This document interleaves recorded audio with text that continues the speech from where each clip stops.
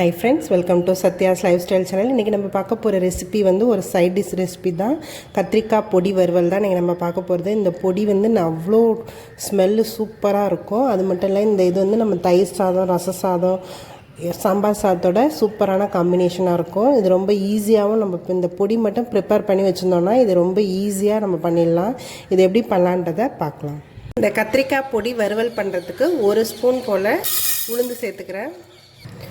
அதே அளவுக்கு கடலைப்பருப்பு சேர்த்துக்கிறேன். வேர்க்கடலை 2 ஸ்பூன் அளவுக்கு சேர்த்துக்கிறேன். ஒரு 1/4 டீஸ்பூன் அளவுக்கு சோம்பு சேர்த்துக்கிறேன். 1/4 டீஸ்பூன் அளவுக்கு மிளகு சேர்த்துக்கிறேன். இது எல்லாத்தையுமே நம்ம நல்லா ட்ரை ரோஸ்ட் பண்ணி எடுத்துக்கலாம். இது கூடவே ஒரு வரமிளகாய் 4 சேர்த்துக்கிறேன். இது உங்களோட காரத்துக்கு தகுந்தாப்படி கூட்டியோ குறைச்சியோ நீங்கள் சேர்த்துக்கலாம். இது எல்லாமே நல்லா ட்ரை ரோஸ்ட் பண்ணணும்.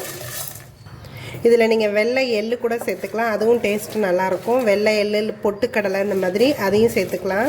டேஸ்ட் அது இன்னும் நல்லாவே இருக்கும். இது எல்லாமே நல்லா ட்ரை ரோஸ்ட் பண்ணியாச்சு. இதை நம்ம தனியாக எடுத்து வச்சிடலாம். இல்லை, ஆயில் நல்லா ஹீட் ஆகிடுச்சு. தாளிக்கிறதுக்கு கடுகு சேர்த்துக்கிறேன். ஒரு வரமிளகாயும் கருவேப்பிலையும் சேர்த்துக்கிறேன். இதோட வெங்காயம் இந்த மாதிரி குட்டி குட்டி பீஸஸாக கட் பண்ணி வச்சுருக்கேன், அதையும் சேர்த்துக்கிறேன். வெங்காயத்தை நல்லா கண்ணாடி பதம் வர வரைக்கும் நம்ம வதக்கி எடுத்துக்கலாம். இது கூடவே பூண்டு இந்த மாதிரி பீஸஸாக கட் பண்ணி வச்சுருக்கேன், அதையும் ஆட் பண்ணிக்கிறேன். நான் ஒரு 3 பல் போல் பூண்டு இதில் சேர்த்துருக்கேன். இது ரெண்டுத்தையுமே சேர்த்து நம்ம நல்லா வதக்கிக்கலாம். வெங்காயம் நல்லா வதங்கிடுச்சு கண்ணாடி பதம் அளவுக்கு. இப்போ வந்து நம்ம கட் பண்ணி வச்சுருக்க கத்திரிக்காவை ஆட் பண்ணிக்கலாம். இந்த கத்திரிக்காவை இந்த எண்ணெயிலையே நம்ம வதக்கி எடுத்துக்கணும். ஃபஸ்ட்டு வறுத்து வச்சுருந்ததை நம்ம நல்லா பொடியாக்கிக்கலாம். இந்த மாதிரி நம்ம பொடியாக்கியாச்சு.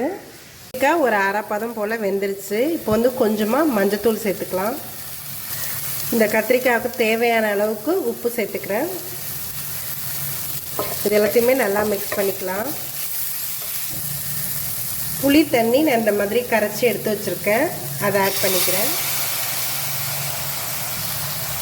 புளி தண்ணி சேர்த்த பிறகு இதை க்ளோஸ் பண்ணி வச்சிடலாம். இது ஒரு 2 மினிட்ஸ் to 3 மினிட்ஸில் இது வெந்துடும் கத்திரிக்காய். இது ஒரு 2 to 3 மினிட்ஸ் ஆகிடுச்சு. கத்திரிக்காய் நல்லாவே வெந்து வந்திருக்கு. இந்த பொடி வந்து நான் ஒரு 2 ஸ்பூன் அளவுக்கு நம்ம அரைச்சி வச்சிருந்த பொடியை இதில் சேர்த்துக்கிறேன். இது வந்து நல்லா மசாலா எல்லா பக்கமும் சேர்ந்து வர மாதிரி நல்லா கிளறி கொடுத்துக்கலாம். அந்த கத்திரிக்காவை ஒரு 2 to 3 மினிட்ஸ் வந்து இதை கிளறினா போதும். நல்லா மசாலா கோட்டான மாதிரி ஆகிடும். இப்போ வந்து இது நமக்கு கரெக்டாக ரெடி ஆகிடுச்சு. இதை நிறுத்திடலாம்.